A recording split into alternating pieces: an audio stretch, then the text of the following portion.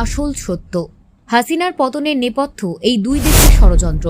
প্রকাশ্যে এলো ভয় ধরানো আপডেট। বাংলাদেশের কোটা বিরোধী আন্দোলন হঠাৎ করে বদলে গিয়েছিল সরকার বিরোধী আন্দোলনে। প্রধানমন্ত্রী পদে ইস্তফা দিয়ে দেশ ছাড়তে বাধ্য হয়েছেন শেখ হাসিনা।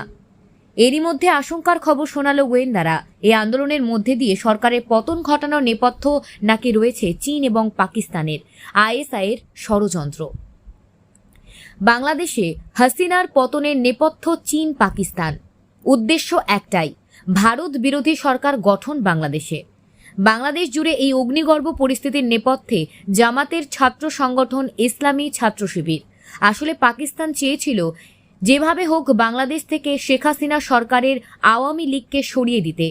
বাংলাদেশের গোয়েন্দারা দাবি করেছেন সৌদি আরবে বসে আইএসআইয়ের সঙ্গে গোটা ঘটনার পরিকল্পনা করেছেন বিএনপির প্রধান ও খালেদা জিয়ার ছেলে তারেক রহমান।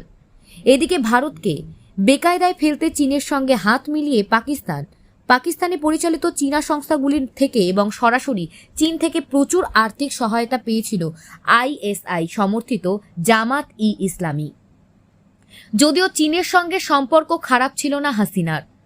পদ্মা সেতু তৈরি করার পেছনে বিনিয়োগ রয়েছে চীনের। এছাড়াও বাংলাদেশের পরিকাঠামো নির্মাণে একাধিক প্রকল্প রয়েছে চীনের হাতে।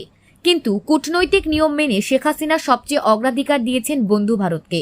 ওদিকে বেইজিংয়ের চাপ থাকা সত্ত্বেও বিরোধী শক্তিগুলিকে প্রশ্রয় দেননি তিনি। তাই চীনের রোষে পড়ে আওয়ামী সরকার ঢাকায় ভারত বিরোধী পুতুল সরকার বসিয়ে উদ্দেশ্য সাধন করতে চাইছে চীন।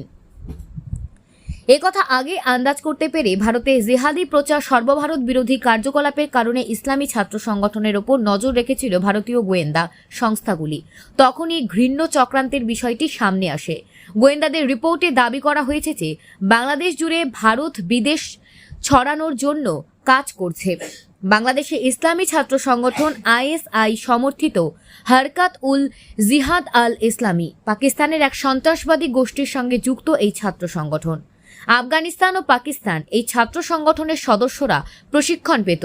নেপথ্যে হাত রয়েছে চীনের। সবকিছু প্রমাণ রয়েছে গোয়েন্দাদের হাতে।